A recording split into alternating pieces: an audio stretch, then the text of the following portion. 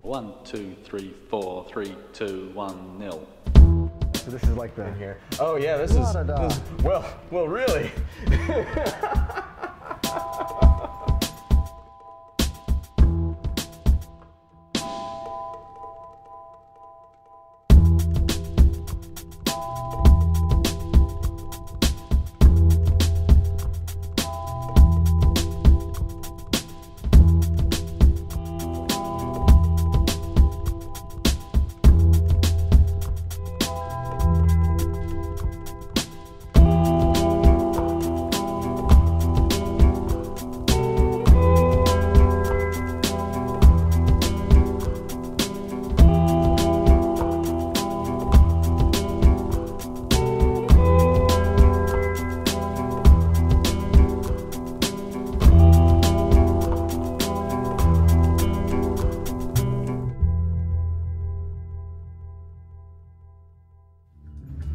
Tonight I had to catch a predator. Yeah. So how you doing, Jeff? Doing good. Getting some hilarious laughs from you. Yeah, it's a cackle. I mean, I can't help it. It's in the genetics and stuff like that. This is a fantastic space. How long have you been in your studio for? 6 years. 6 times longer than all the other studios that I've had. You used to move a lot?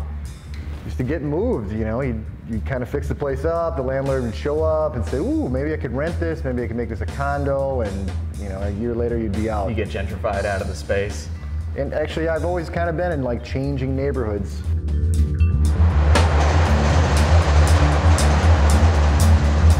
you do a lot of work in your neighborhood and stuff like that? I mean, I know you work in a lot of, you know, mural type pieces. The first mural that I did ever was down in Pilsen, and the reason I did it was I was teaching art classes down there because I speak Spanish and I'm kind of artsy. I wasn't a painter, I wasn't an artist, I just wanted to be involved with the community and working with kids and stuff. The pastor of St. Pius down there stopped me on the street. He said, oh man, you're the art teacher, can you paint murals? And I said, yeah. That's always the correct answer. All right, yeah, exactly. Opportunity don't knock. And so he said, look across the street, there's this, you know, 5-story building. We want to put something about immigration on it. We want the Virgin of Guadalupe in there, yada, yada. You can do that, can't you? And I said, yeah, I'm an artist, I'm a painter. I'd never done that before. And so he said, all right, good, we'll do it in the spring. And so I said, shit, what am I going to do? So I went down to Columbia College and took Painting 101. Seriously, that winter. How did you go from not being a painter at all to being as hyper-realistic as your stuff is? I always knew how to draw, and I could draw with pencil and stuff like that, but painting seemed like, it just seemed too hard. I mean, short answer, I guess it's just not as hard as I thought it was. Right. I'm pretty much self-taught. Practice, you know, it's like anything else, practice. Well, I've looked at a lot of your portraits and stuff like that, and it seems like you pick people that are not recognizable, that are just sort of your regular folks. That seems intentional. Right, very important that people, like that mural down in North Avenue, there were 2 kids selling candy. You know what they were? They were kids, oh yeah, support my basketball team. Total hustle. You know, there's no basketball team, I talked to them. And people would come by and be like, Michael Jordan, yeah, Michael Jordan. It wasn't Michael Jordan, he was a young black guy. Right. You know what I mean? Right. And I was just celebrating regular people, but from that experience I learned that everyone's worthy to kind of be immortalized or presented in an artistic way, right? Of course. But people are not used to that. It's got to be someone. When I was graduating from college, I got a letter from my old principal. I went to St. Ignatius High School over here, the Jesuits, and he perfectly, like 3 or 4 weeks before graduation, like, blah, blah, blah, it's like, what are you gonna do with your life, you know? The future's waiting, isn't that scary? And all of a sudden, but yes, I don't know what to do. And he's like, blow it off, go down to South America, be a volunteer, put the future on hold, do something, you know, basically is what he's saying. It's like, yes, so I did, I just signed up. Worked the summer after I graduated from college. I worked that summer, so I had enough money for a friggin' plane ticket down to Peru, which is where I went. Sure. Flew down there, one-way ticket, and I was a totally unqualified social worker, big brother, English teacher. We lived in the Pueblos Jóvenes, the ghetto.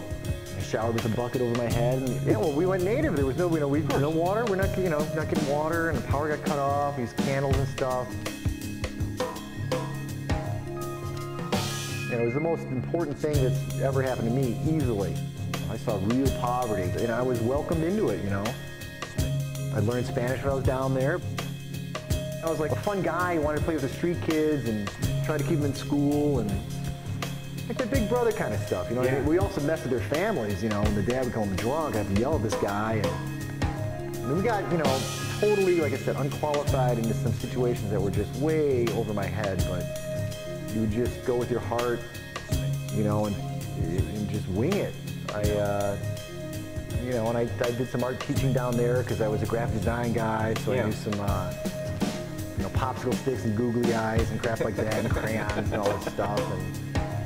But I wasn't the art teacher down there. There was another guy who was the art teacher. It just, you were just down there. I didn't think of myself that way. I was more interested in, I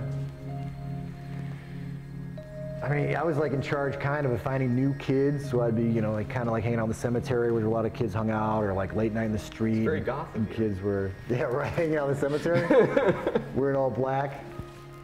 It was great. It was, a giant eye opener, and if you talk about being poor and what it means to be poor, I don't understand that, but I certainly was in proximity to it for a long time. There were people that I loved down there that were really living in poverty. So, I feel like I have an idea, Yeah, it's a really neat texture. I like the way that it catches color and stuff like that.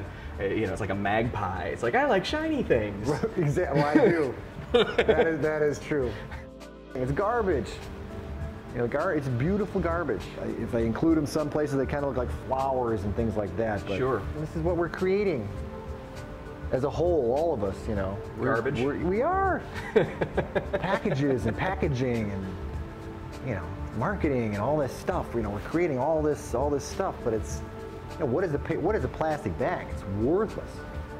Once those disgusting salty chips are gone, its value is to get your attention. We're making this beautiful packaging, this beautiful garbage. So that's a whole different part of the urban tumbleweed, but I'd love to say it's about recycling, which is some BS I throw on people all the time, but it's not.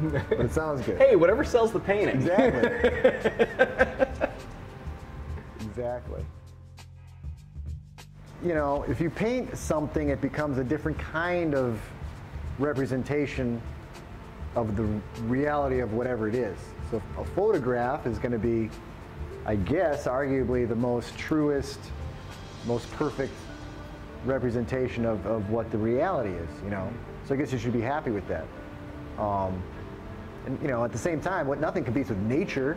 Right. Nature destroys photography and, art, crazy art, that's one thing, but any kind of representational art or even impressionistic art, in my opinion, it doesn't touch the real McCoy. Well, yeah, trees grow in fractals. Nature kills, yeah. A rendered painting just has a different aesthetic quality to it. It feels different.